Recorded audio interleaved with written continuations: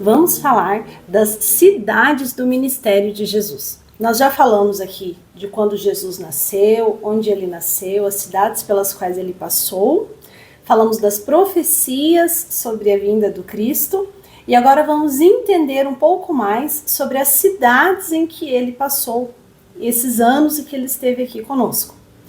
Vamos lá, cidade mais famosa, Jesus de Nazaré. Então, o que significa Nazaré? Nós vamos falar mais ou menos o que significa o nome dessas cidades e o que essa cidade que era naquele tempo bíblico é hoje. Então, o nome de Nazaré tem origem em hebraico.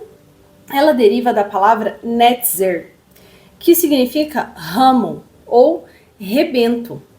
Isso aqui me lembra de uma profecia que diz que Cristo seria o rebento da oliveira, né? Que a oliveira parecia morta, mas eis que ia nascer um rebento da casa de Davi.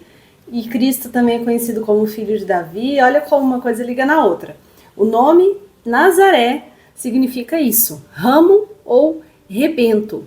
E esses termos, essas palavras lembram crescimento, renovo, esperança. Tem tudo a ver, né? A gente falar Jesus de Nazaré.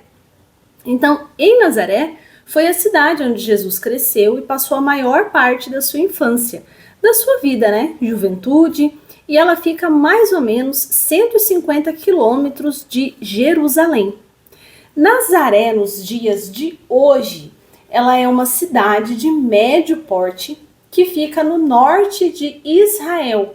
Ela tem uma população de mais ou menos 75 mil habitantes.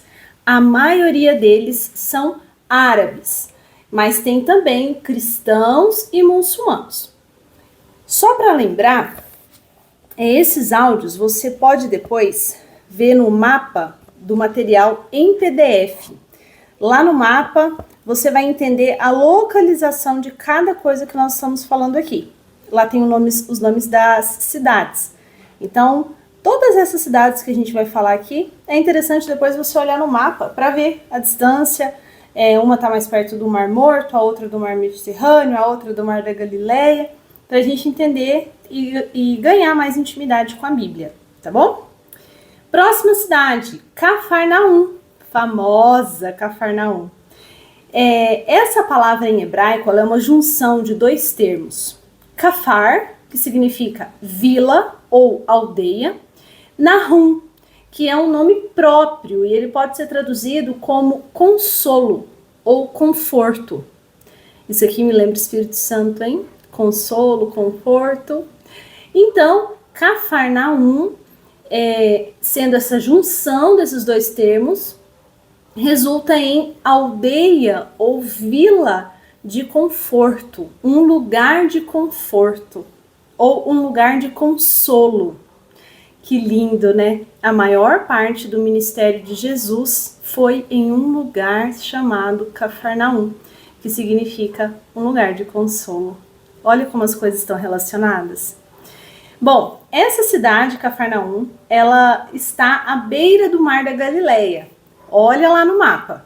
Se você não tem esse material em PDF, coloca no Google aí, só para você visualizar o que a gente está falando. Essa cidade foi onde Jesus realizou muitos milagres, muitos ensinamentos. E ela é bem distante de Jerusalém, ela está mais ou menos 190 quilômetros. Lembrando que naquela época as pessoas viajavam de pé 2, né? 2 pés. Então 190 quilômetros, gente, é muita coisa, né? Em nossos dias, atualmente, Cafarnaum é um sítio arqueológico em Israel. É conhecida como a cidade de Jesus, porque ela tem um papel ali bem central no ministério de Jesus, né? Mas não é uma cidade em que existem pessoas, comércio. Ela hoje é um sítio arqueológico.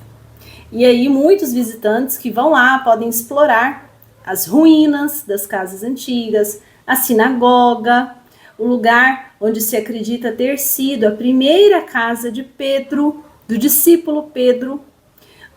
Hoje é uma igreja moderna nesse lugar. Ela foi construída sobre as ruínas dessa casa, mas essas ruínas ainda podem ser vistas e visitadas. Eles preservaram a região, construíram acima essa igreja. E esse lugar em específico tem um vídeo no canal da Aline, Israel com Aline, que ela mostra especificamente as ruínas dessa casa de Pedro aqui. É bem bacana de ver. Vamos para uma outra cidade muito famosa também, Jerusalém. Gente, o nome Jerusalém em hebraico é um nome que eu não consigo falar. Eu vou tentar. Yerushalayim. Bom, a origem desse nome é meio incerta, mas ele é interpretado como cidade da paz. Por quê? Porque, mais uma vez, essa palavra é a combinação de dois termos. Ire, que significa o Senhor proverá. Lembra agora Jeová Jireh? Então esse ire é o mesmo ali de dire. Significa o Senhor proverá. E Shalem significa paz. Então, juntando as duas palavras, o Senhor proverá paz. Cidade de paz. Lindo isso, né? Até os dias de hoje, o nome da capital é Jerusalém. Cidade de paz. Que lindo. Bom, Jerusalém é uma cidade com um significado histórico e religioso muito grande para os judeus, cristãos, muçulmanos. E atualmente, essa cidade é a capital do Estado de Israel. Nós falamos Estado de Israel, mas é um país, certo? Então, Jerusalém é a capital. Jerusalém, na época de Jesus, ela era a capital da Judéia, na região da Judéia.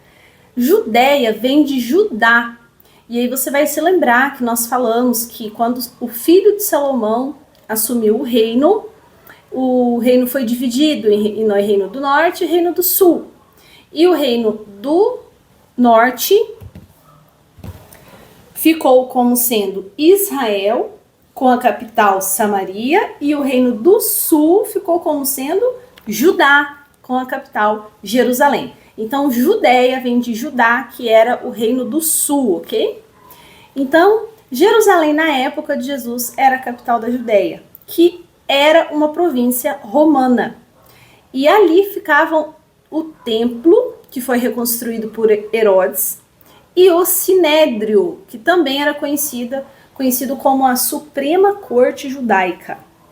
Então, na Judéia, que era o reino do sul, que era a capital Jerusalém, ficavam o templo, que foi reconstruído pelo rei Herodes, e também o Sinédrio. É muito importante você guardar essa informação para quando a gente falar sobre a crucificação de Jesus. Nós vamos falar muito nesses termos, e você vai saber que está no reino do sul, né, na região de Judá, que é a Judéia. Bom, o Sinédrio naquela época, ele era como se fosse um supremo tribunal. Ele era um conselho legislativo das leis judaicas. E na época desse segundo templo em Jerusalém, foi esse Sinédrio que planejou a morte de Jesus. Ele era composto por 71 membros, incluindo sacerdotes, os anciãos e alguns escribas. Escribas eram pessoas que escreviam e registravam o que era dito ali. Eram estudiosos também. Vamos então falar agora do período do Novo Testamento, certo? Então, a gente já falou, o Sinédrio é conhecido pela atuação que ele teve no julgamento de Jesus, e ele estava sob autoridade romana, o Sinédrio. Então, embora ele tivesse autoridade sobre a comunidade judaica, ele era sujeito à autoridade romana, principalmente em casos de pena de morte. Então, vamos voltar. Embora o Sinédrio fosse uma casa de leis, de legislação, uma Suprema Corte, eles não tinham direito ou capacidade ou autorização. Eles não tinham autorização de condenar alguém, principalmente por pena de morte. Aqui nós vamos entender o desenrolar do crucificar de Cristo, do motivo pelo qual eles mandaram Cristo ir para Pôncio Pilatos e depois para Herodes. Por que que eles mesmos não condenaram Jesus? Porque eles não tinham esse poder. Aí aqui a gente entende. Por que que eles fizeram todo o motim para prender Jesus? Porque eles não tinham essa autoridade, eles estavam sob o governo romano. Então, guarda essa informação aí. Betânia. Um nome famoso também, né? O nome Betânia, ele deriva do hebraico Bet-Te'ená. São 3 palavrinhas, que juntando fica como casa dos figos, ou casa das tâmaras. É porque deveria ter muito dessas plantas por lá, né? Então a cidade acabou tomando o nome da sua característica. E essa cidade é bem pertinho de Jerusalém, fica ali mais ou menos 7 quilômetros.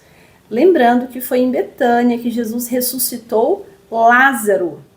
Lázaro morava em Betânia com as irmãs Marta e Maria.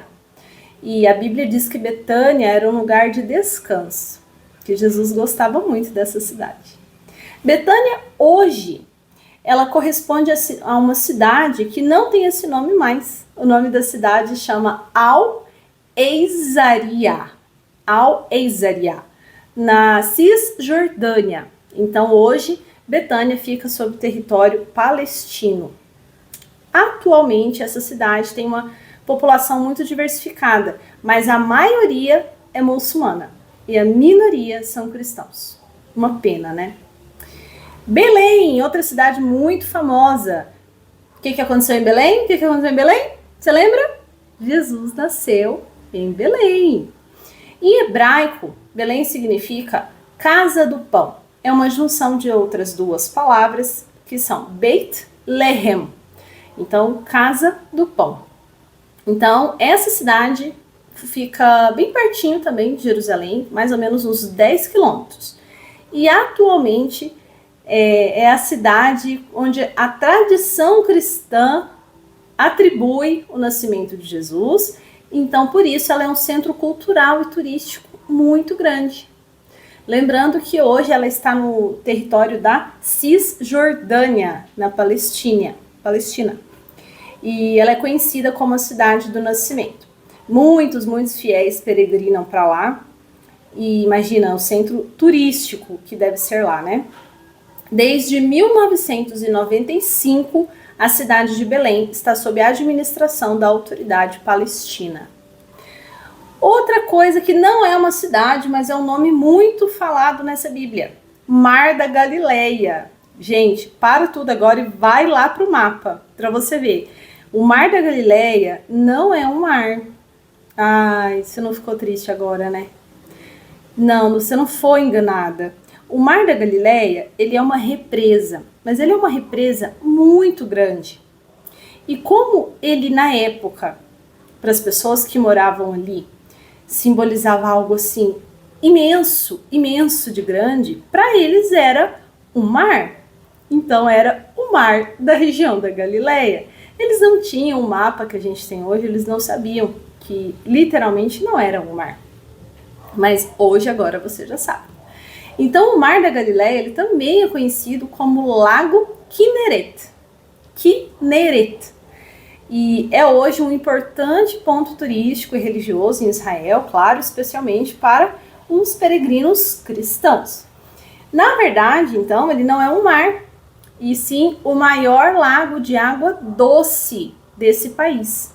E esse lugar é mencionado várias vezes na Bíblia, né? Além dele ser um lugar religioso, a região ali tem umas paisagens muito lindas, praias, e o pessoal faz muito lazer, tem até algumas coisas de esporte aquático nessa região. Olha o avião passando. Vamos falar da Jericó, uma cidade famosa também, hein? A região de Jericó, as muralhas de Jericó. Então, Jericó em hebraico é Yeriho. Acho que a gente podia fazer um curso de hebraico, o que vocês acham? Yeriho. A etimologia mais aceita, né, o estudo mais aceito, a explicação mais aceita, sugere que essa palavra ela deriva de uma palavra cananeia, que significa perfumado. Então a gente imagina que possivelmente esse nome perfumado estava se referindo às árvores que tinham ali na região, que deveria ter muitas flores, muitas frutas e acabavam deixando a região perfumada. E por isso deve ser esse nome, né?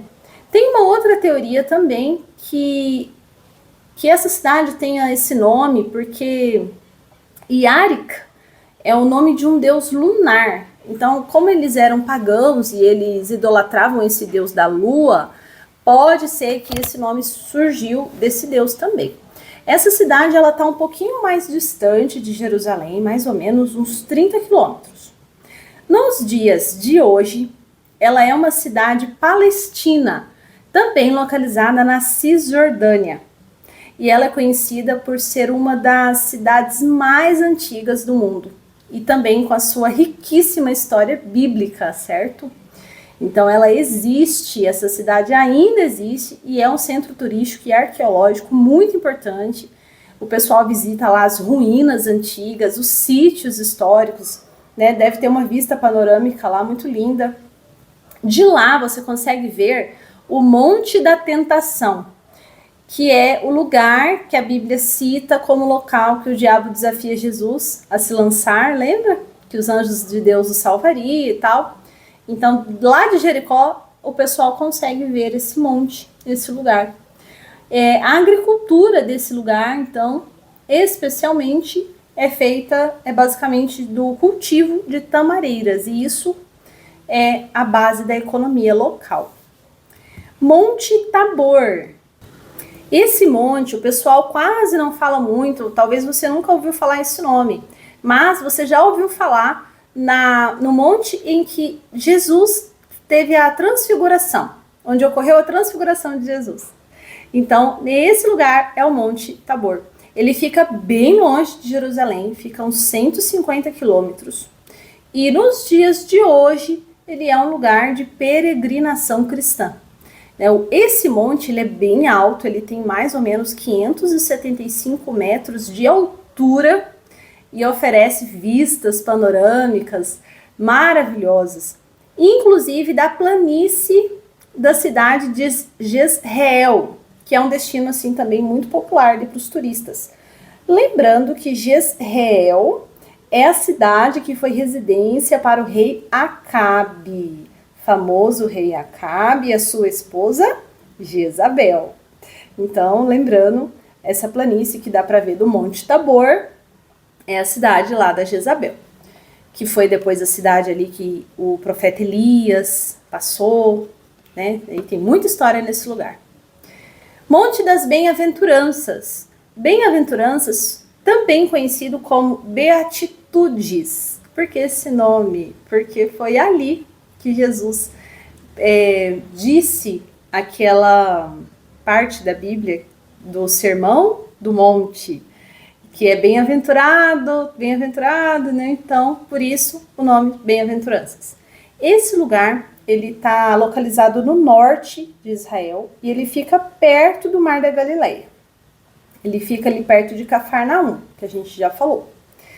Você vai ouvir muito falar um termo na Bíblia que fala Decápolis.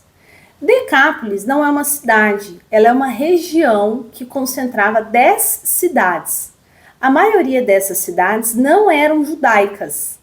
E também foi onde Jesus pregou, nas cidades que não eram dos judeus, eram cidades pagãs. Atualmente, essa região ela se encontra em grande parte na Jordânia e em Israel. Por exemplo, algumas cidades dela estão na região que hoje é a Síria, e nós temos um destaque para uma das cidades que fazia parte da Decápolis na época, que é Damasco. Damasco hoje é a capital da Síria. Além de Damasco, tem algumas outras cidades, como Gerasa, que hoje é a Jordânia, Gadara, que também está na Jordânia, e Citópolis, que é uma cidade que hoje está em Israel. Essas cidades hoje são importantíssimos sítios arqueológicos, que têm muitos vestígios da época bíblica e que também podem ser visitados pelos turistas que gostarem de uma aventura. Samaria, você já ouviu muito falar desse nome lá na Bíblia. Agora você vai entender um pouquinho sobre Samaria. Ela foi uma cidade fundada pelo rei Onri. O rei Onri comprou a colina, né, que era aquele lugar, de um homem chamado Semer. Então, a cidade tomou esse nome porque o ex-dono dela era Semer. Então, ficou como a região da Samaria. E Samaria, ela se tornou a capital do reino de Israel do Norte. Também era conhecido como Reino de Samaria. Depois, Samaria tomou conta como se fosse até a identidade do povo que estava ali. Então, tudo passou a se chamar Samaria, todos que estavam ali passaram a se chamar samaritanos.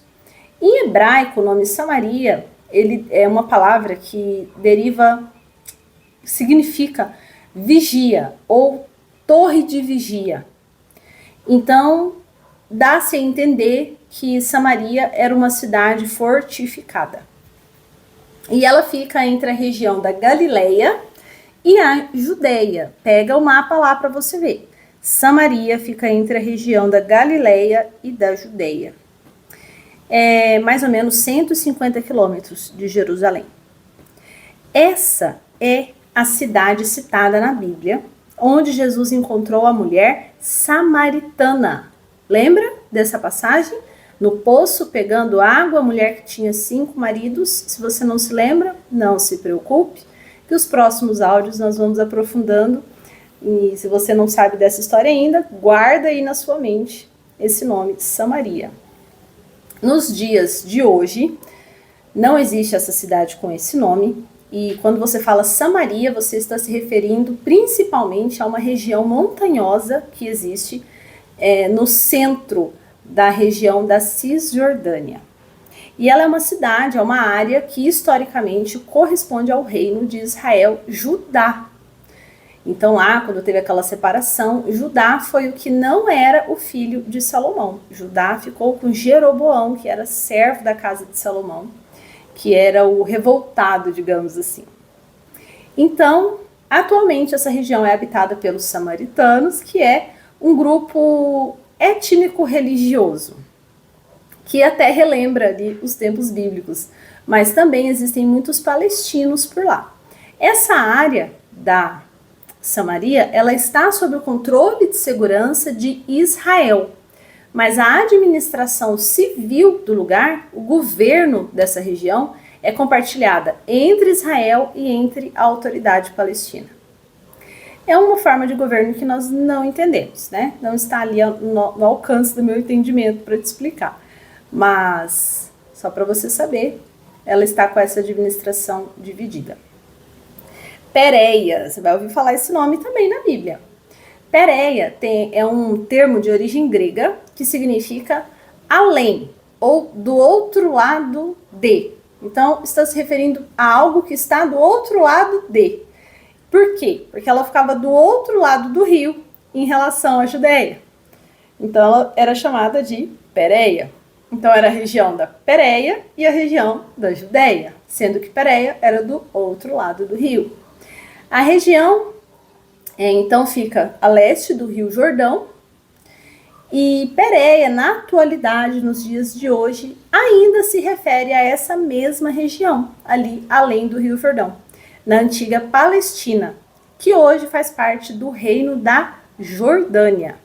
Ela é uma cidade menos urbanizada, né? Ainda não tem tanta urbanização, a cidade ainda não é tão comercial, digamos assim, né, como a gente vê nos dias de hoje.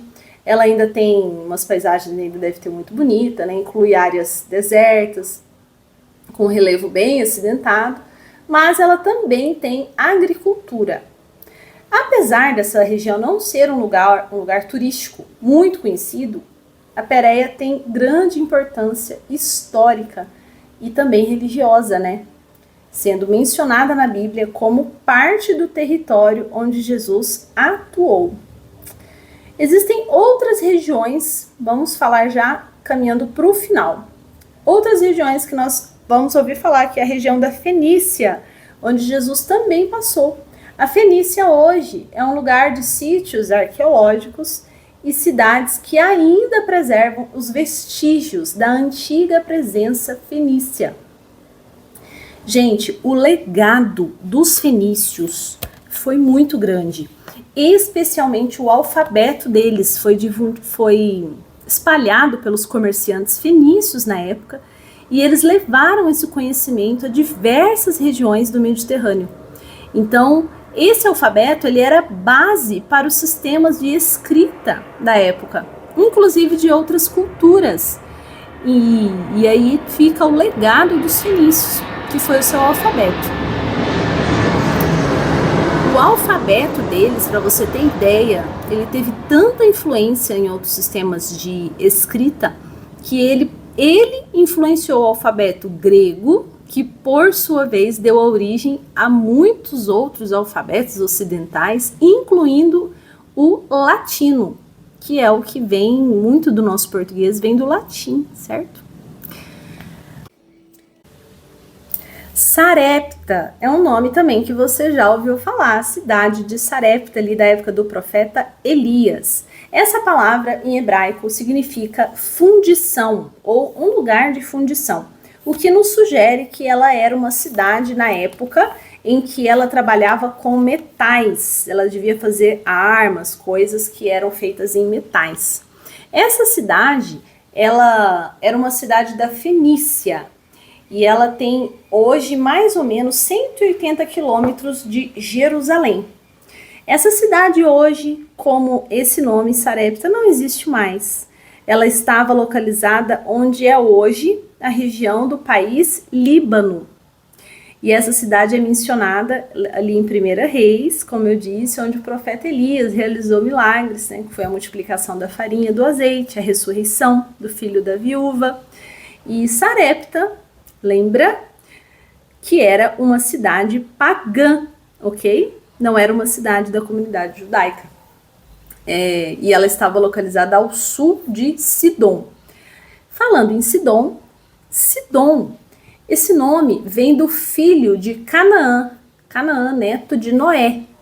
E ele, Sidom, é considerado o ancestral do povo sidônio, que é um povo que habitava a região ali, que é a atual região do Líbano. Hoje, essa cidade de Sidom está localizada no Líbano, com aproximadamente 460 quilômetros de Jerusalém, longe para Dedéu. E Sidom é uma das principais cidades do Líbano, com uma importância econômica muito grande, e ela abriga ali o porto marítimo do Mar Mediterrâneo. Então, ela é uma cidade muito estratégica e comercial.